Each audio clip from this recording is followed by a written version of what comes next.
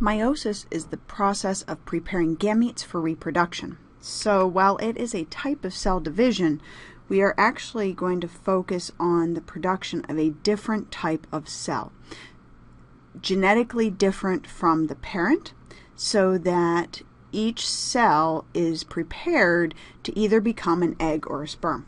We've talked about homologous chromosomes before. We focus on the idea that these homologous chromosomes came in two pairs. You had one set from mom and one from dad. What we didn't tell you before is that because you have two sets of chromosomes coming from mom and dad, this actually makes you something known as a diploid organism. It means that you have two copies of each chromosome set, or we write that you are a 2N organism, N being chromosome set. So having two of those, one from mom, one from dad.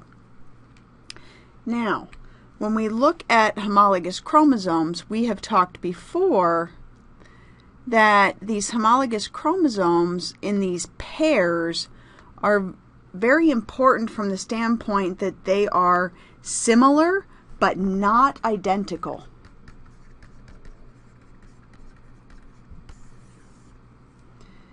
We talked about genes and how mom might tell you that you're going to have brown hair, but dad is going to maybe tell you you're going to have blonde hair.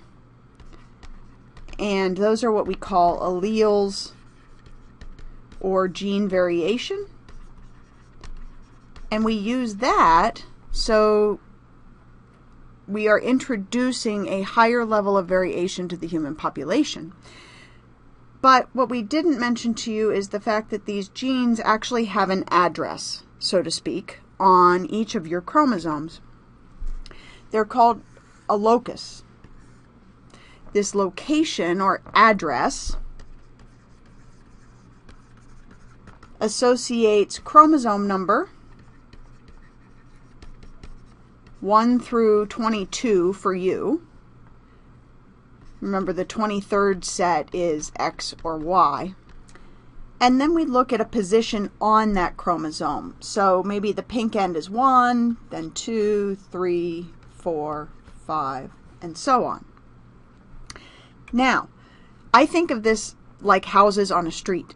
If you're getting chromosome 1 from mom and chromosome 1 from dad, what we're interested in is the gene that sits, in this case, at locus number 12.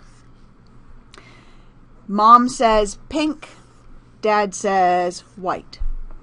Now, I understand this seems kind of strange to think about, but we have to keep in mind that our goal with meiosis is the production of a different kind of cell, and that different kind of cell is a haploid cell. So understanding that we get different alleles, different varieties of genes from mom and dad becomes really important, because this is why you look different from your brothers and sisters. Okay? Because what we're going to do is produce these haploid cells. One will be an egg, one will be a sperm, and when we put them together, we get you through fertilization. Okay? And in that, you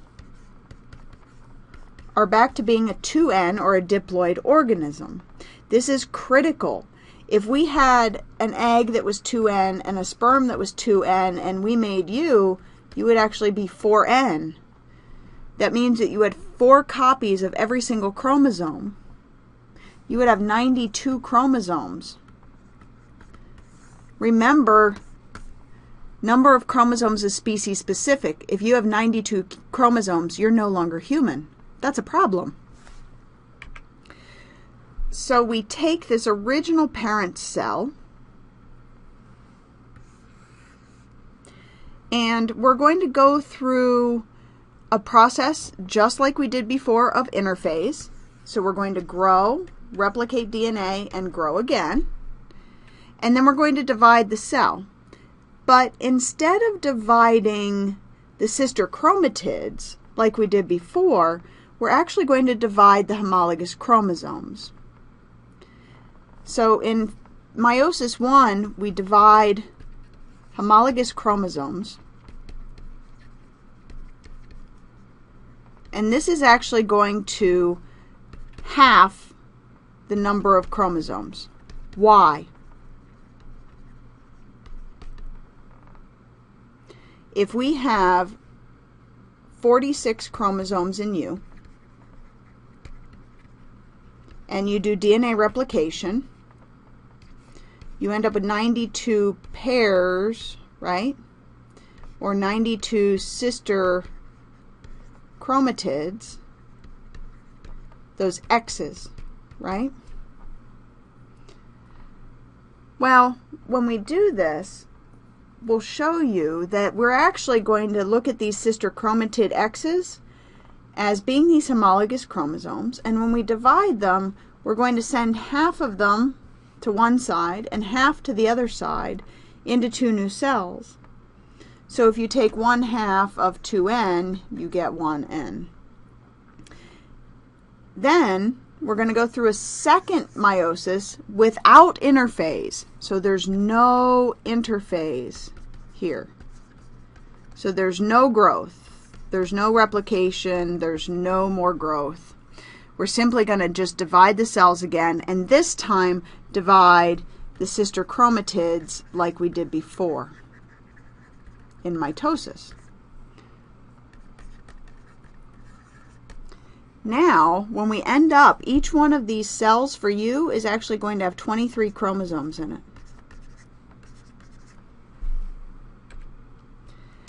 The whole idea with meiosis is to decrease the number of chromosomes. So go from a 2n starting cell to an n cell, so that we can take n as an egg, n as a sperm, add them together, and get a 2n of you.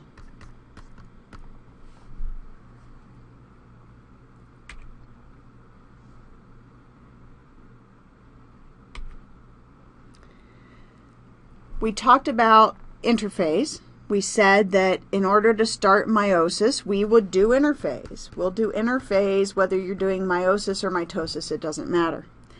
You start with interphase, but rather than just dividing the cell once, you're going to divide the cell twice in meiosis.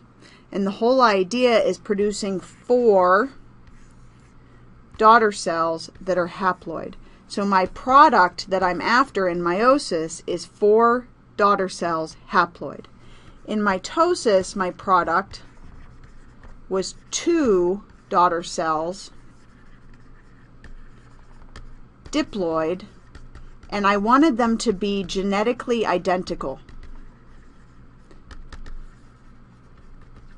The haploid cells, I want them to be genetically different. This is good. This leads to variation in the population. This is a very, very good process for us to do this. So interphase as normal. The phase names should look familiar to you. Prophase, metaphase, anaphase, and we'll have telophase and cytokinesis. But instead, metaphase 1 is where things start to get a little wacky right away. Remember in metaphase 1 in mitosis, there was a single line of X's across that middle. You see now, the homologous chromosomes have actually paired up. So the red ones from dad, maybe, the blue ones from mom, it doesn't matter. Just to show you that they have paired up. And when they pair up, they form this thing known as a tetrad. Tetrad, tetra is 4. So you have 4 sister chromatids stuck together. When you do this, what we're looking to do is to separate then the homologous chromosomes. Remember, the reason we do this is to go from 2n to n. This is the phase. Anaphase 1 is where we decrease the number of chromosome copies.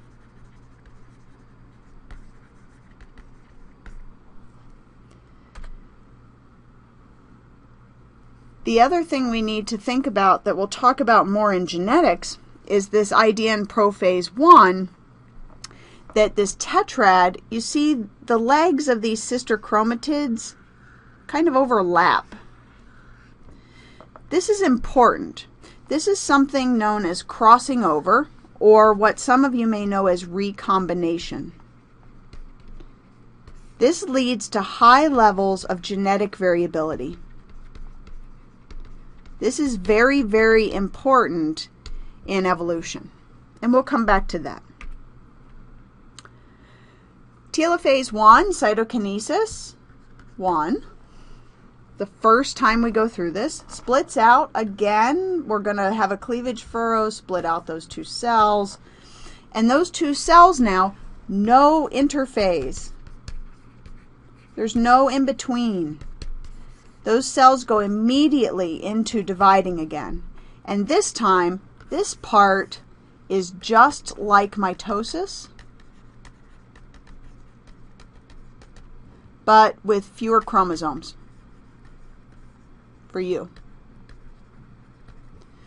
So in this case, we're looking at splitting out the sister chromatids because we have a single X line on the metaphase plate. We split out the sister chromatids. We go through telophase 2 and cytokinesis 2, and you end up with haploid daughter cells. So N daughter cells. We need 4 of them total. And they're going to be genetically different.